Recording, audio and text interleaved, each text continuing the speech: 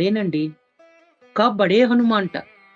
ఇంకా ఇంకో నామం ఏమిటంటే లేటే హనుమాన్. అంటే శయన స్థితిలో ఉన్నటువంటి హనుమంతుడు.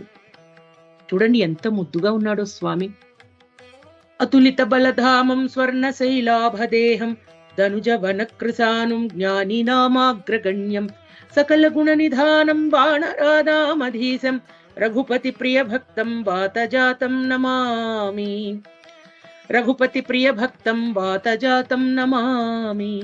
గోష్పదీకృతవారాసిం మశకీకృత రాక్షసం రామాయణ మహామాల రత్నం వందే అనిలాత్మజం.